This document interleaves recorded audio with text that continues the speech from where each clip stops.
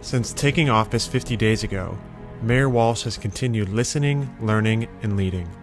Not to mention lots of walking, talking, and traveling to every corner of the city. Today I'm proud to be joined by the school committee in announcing the superintendent search. After announcing the search committee for a new superintendent of Boston Public Schools, the mayor continued his quest to visit all 135 schools in the system, with a stop at the Elliott School in the North End. The reason why I asked you if you have a dream, you gotta follow your dream, whatever it is. At Kennedy Elementary School in Jamaica Plain, the mayor dropped in during February break to ask, and then take, a few pop quiz questions with Acceleration Academy students. Where's the mayor work? City Hall. Why is it good to be in school this week? Give me one reason. Yes. Why do you have to I don't know. I ask that question every day.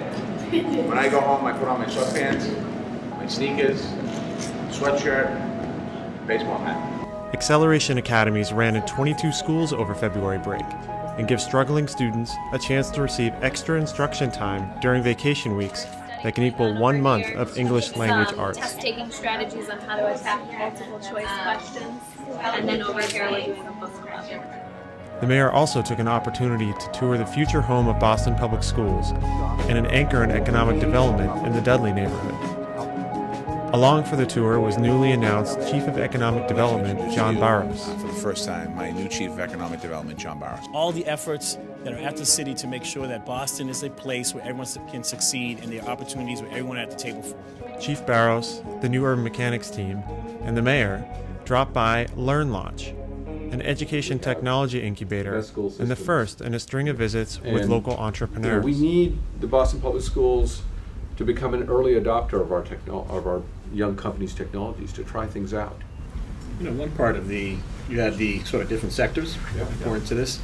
One part I didn't see was the communities, and they're struggling. They're struggling with dealing with data and then impact, right? Yes. And you know, bringing technology to that conversation and those partnerships and that nexus is a really big deal.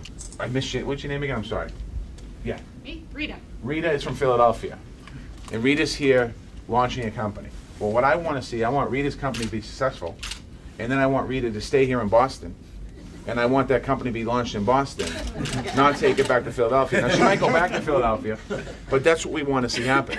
So we're going to do everything we can on our behalf of the city of Boston to make Boston a place where we become the tech capital of the world. Later that day, across town in the newly named Innovation and Design Building in the Boston Marine Industrial Park, the mayor helped open the call for the 5th class of entrepreneurs at the Startup Accelerator Mass Our Challenge. only mission is to find the very best entrepreneurs from around the world. It's not Boston versus Cambridge versus Waltham. It's a regional approach. I do want you to come to Boston, live in Boston, stay in Boston, invest in Boston, retire in Boston, and do everything in Boston. The mayor and his senior advisors continued to listen to final presentations from transition teams in advance of their reports on a broad range of topics, including arts.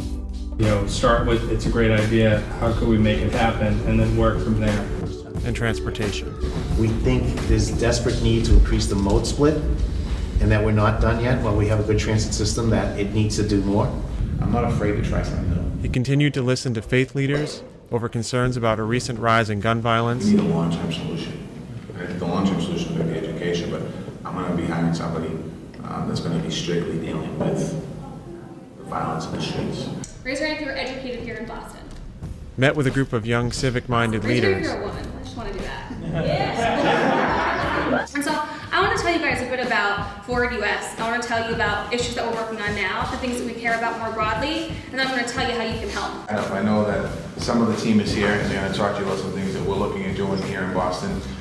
But how do we allow an opportunity for nightlife to stay open later? And at some point, turn off the keg, but allow people to stay. I've been there. Allow people to stay and dance and do other things in some of the clubs in Boston. But we're a city of 617,000 people. Like the real opportunity here are the 600,000 other people who should be part of our team. It's the 2.5 million people in this region are all the people who have got a great idea about how to make the city better. And continued to connect with Bostonians digitally through the first Facebook chat session.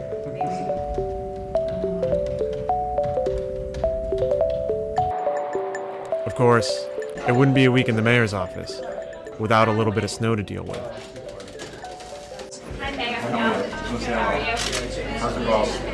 Good. So far, so good. Gotten, as you saw here today, 1,800 calls since last night, and we're answering them. I think we're at 98% rate. Only 17 people hung up, which is good as far as the calls. We ask people to help their neighbors shovel out hydrants and crosswalks, particularly because we might have another snowstorm this weekend. The issue here is that it hasn't really stopped snowing.